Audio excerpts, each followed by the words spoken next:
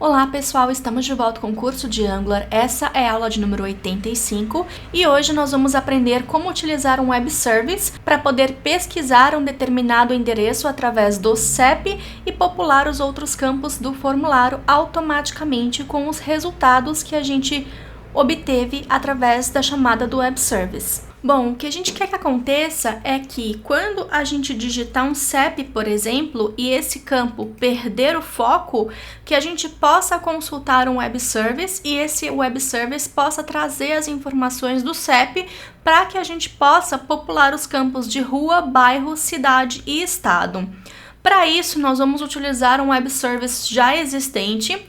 Eu vou estar utilizando o ViaCEP, que é um web service gratuito, e ele tem suporte tanto para JavaScript quanto para outras linguagens também, que vocês podem verificar aqui no final da página. Então, é o viacep.com.br, e aqui nessa página, a gente tem que o web service, ele fornece 4 formatos de dados diferentes. Então, a gente chama o web service passando viacep.com.br/ws/o CEP, todo em número, sem traço, sem nada, /JSON, se a gente quiser obter um JSON de volta. Quando a gente trabalha com aplicações JavaScript, é muito mais fácil da gente obter um JSON do que qualquer outro formato. Então, nós também vamos trabalhar com JSON. Se a gente clicar aqui, eu vou pedir para abrir em uma nova aba, nós vamos poder ver o resultado das informações que são trazidas de volta quando a gente tenta acessar o web service.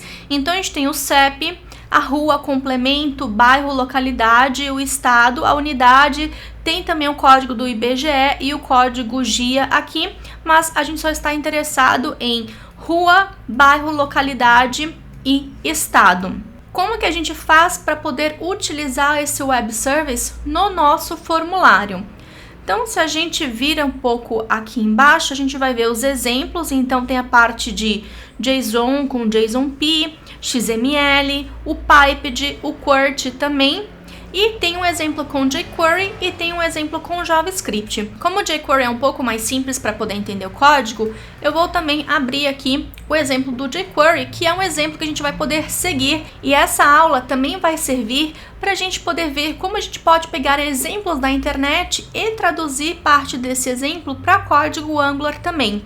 Então aqui tem os imports do jQuery, tem a função de quando carrega o documento, tem uma função para limpar o formulário, a gente vai fazer isso aqui na próxima aula. E aqui ele fala que quando ocorrer o evento de blur, ou seja, quando o campo de CEP perder o foco, a gente vai chamar essa função. O que tem essa função? Primeiro, a gente está removendo, através de uma expressão regular, utilizando o método replace da string do JavaScript, para remover qualquer caractere que não seja número. Então, nós vamos pegar o valor do formulário, remover todos os caracteres que não sejam números, para a gente apenas poder passar números para a chamada do web service. Vai verificar se, após remover os caracteres não numéricos, o CEP é diferente de vazio. Se for diferente de vazio, nós temos uma expressão regular para validar o CEP, ou seja, são 8 dígitos, 8 números de 0 a 9 que compõem o CEP. Então, essa é a expressão regular para poder validar o CEP. E através da API de regex do JavaScript, nós vamos testar se o CEP que foi obtido do campo do CEP do formulário é um CEP válido. Se for um CEP válido, a gente pode colocar 3 pontinhos para dizer que está carregando as informações, ou não, isso aqui fica a gosto do freguês, tanto faz você colocar isso, porque a chamada é muito rápido. E a gente faz a consulta do web service através da função getJSON do JavaScript, que vai fazer uma chamada AJAX, vai obter o resultado, vai transformar o resultado em JSON automaticamente, e no callback, que é essa função aqui, vai receber os dados, vai fazer verificação se tem erro, se não tiver erro, obter esses dados aqui, cada atributo que veio no JSON, e vai setar o valor em cada campo do formulário. Então, nós vamos fazer basicamente a mesma coisa, porém com o código do Angular. Vamos começar aqui no nosso código. A gente tem aqui, eu vou abrir o componente também, que a gente vai utilizar ele. E dentro do template form component do nosso exemplo, nós temos aqui o campo de input. Nesse campo de input, nós vamos fazer um event binding para o evento blur, ou seja, para o evento que perde o foco. Exatamente esse mesmo evento que está sendo utilizado nesse exemplo com jQuery. Nós vamos criar uma função chamada consulta CEP. Essa função consulta CEP, ela vai receber o valor que está aqui no campo de input. E a gente já aprendeu lá na aula de Event Binding que todo evento que é disparado no nosso HTML, a função pode receber esse event. E esse event, ele também tem um atributo chamado target. O target, nesse caso, vai ser o próprio campo de input que nós temos aqui. E o campo de input tem uma propriedade no HTML chamada value. Então, nós vamos obter essa informação. Então, vou copiar aqui o consulta CEP. Vou vir aqui no final do meu componente. Vou colocar aqui o CEP. Só para a gente ver se está tudo ok. Vou fazer um console log. E vou colocar aqui o CEP. Eu já estou com o ng-service sendo executado. Vou colocar aqui um número qualquer no CEP, vou fazer com que o campo perca o foco, clicando aqui nessa parte em branco, e nós temos o valor do input sendo passado aqui para a nossa função, para o nosso método consulta CEP. E a partir disso, a gente pode começar a codificar e a gente pode seguir exatamente esse exemplo.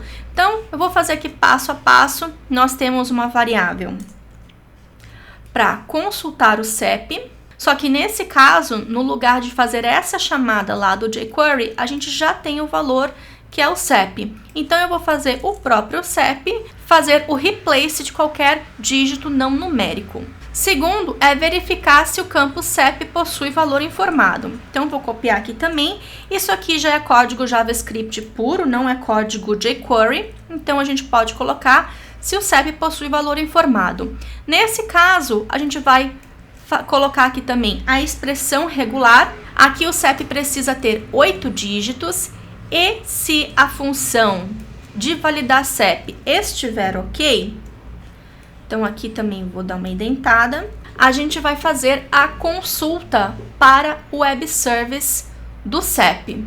Vou copiar aqui a string do web service, então vou fazer um Ctrl+C aqui. E aqui a gente já não vai fazer a chamada AJAX do JSON do jQuery, a gente vai utilizar a chamada AJAX e obter um JSON utilizando o próprio Angular. Para esse caso, o Angular possui um objeto chamado HTTP. Nesse quesito, o Angular é muito parecido com o Angular JS, com a versão do Angular 1. Então, para a gente utilizar o objeto HTTP, a gente precisa, primeira coisa, é injetar aqui. No melhor caso, a gente faria isso através de um serviço, de um service. A gente vai ter um módulo aqui no curso somente para falar sobre HTTP, AXJS e Observables, que vai ser logo após o módulo de formulários reativos, que é o próximo módulo. E nós vamos ver isso com todos os detalhes. Por enquanto, o que eu vou fazer aqui é injetar aqui mesmo no componente. Então, eu vou chamar aqui o meu objeto HTTP, que é do tipo HTTP. Esse objeto HTTP pertence ao pacote HTTP do Angular. Então, vou fazer aqui o import, vou colocar HTTP e vou importar @angular/HTTP. Só que esse objeto HTTP, ele faz parte de um módulo, que é o HTTP Module. Da mesma forma que a gente não consegue utilizar o ngModel e outras diretivas do formulário sem importar o módulo do formulário do Angular no nosso módulo, então vou abrir aqui o Template Form Module, que é o módulo onde o nosso Template Form Component pertence. Nós também precisamos colocar aqui o HTTP Module e também precisem colocar o import aqui em cima, que também faz parte do @Angular HTTP. Com esse módulo sendo importado no nosso Template Form Module, o objeto HTTP vai ficar disponível e a gente pode fazer a injeção de dependência aqui. Então, você pode colocar o público e private, lembrando lá das aulas de serviço, para que essa variável se torne uma variável local. E aqui no consulta CEP, a gente vai poder fazer um this.http, e se a gente colocar um ponto aqui no Visual Studio Code, a gente vai conseguir ver o IntelliSense e todas as opções. Nesse caso, como é um web service, nós vamos buscar valores do servidor, nós vamos utilizar uma requisição GET. E lá no módulo de HTTP e requisições AJAX, a gente explora todos os métodos para fazer o REST, ou seja, o POST, o PUT e o DELETE também. E aqui nós vamos colocar aquela URL do web service, que é o que a gente fez a cópia daqui. Então, vou colar aqui. Só que a gente não vai precisar desse callback aqui no Angular, a gente só precisa desse JSON. E tem também a concatenação aqui do CEP, que já é a variável que nós estamos utilizando aqui também com a informação do CEP. Só que essa é a maneira do JavaScript normal. A gente pode aproveitar e utilizar a ECMAScript 2005, que tem uma funcionalidade chamada do Template Literal, onde a gente não precisa fazer essa concatenação. Então, aqui no lugar de aspas duplas, no início, eu vou colocar uma crase, aqui no final também, e no lugar desse CEP, a gente coloca o cifrão, abre e fecha chaves e coloca a variável aqui. Fica muito mais elegante a gente utilizar o template literal da ECMAScript 2015 do que ficar fazendo concatenação. E aí, pronto, a gente coloca aqui um valida CEP, só que aqui vocês vão ver que vai acontecer absolutamente nada, porque a gente apenas faz essa chamada. Quando a gente faz essa chamada no Angular, e nós vamos ver isso também com mais detalhes depois, vocês podem ver que aqui vai ser retornado um observable. Vocês estão vendo que aqui tem toda a documentação do observable disponível.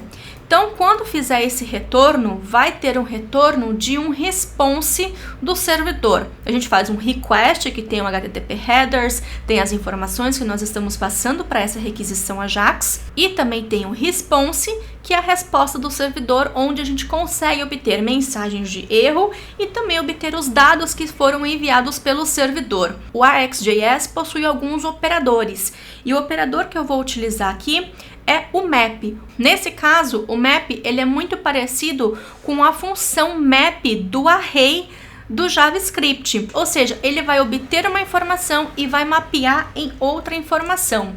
Nesse caso, eu vou pegar os dados que estão sendo enviados pelo servidor e esses dados eles estão em formato JSON. Então aqui eu vou chamar a função JSON. Se a gente voltar aqui, ele já pega essa resposta do servidor e já transforma em JSON automaticamente. Quando a gente trabalha aqui no Angular com a RxJS, essa informação ainda não está transformada em JSON, por isso nós precisamos fazer isso automaticamente. Esse map é um operador e a gente precisa importar aqui em cima também. Então, para fazer um import lá do RxJS, como que a gente faz? Coloca o RxJS e coloca o caminho de onde está o map. Com o tempo depois trabalhando, vocês vão ver que isso vai ficar já memorizado, mas esse é o caminho caso alguém precise. RxJS/add/operator/map. Só que com isso ainda não é o suficiente. Eu apenas mapeei a informação que veio do servidor em um JSON. Eu preciso obter essa informação de alguma forma também.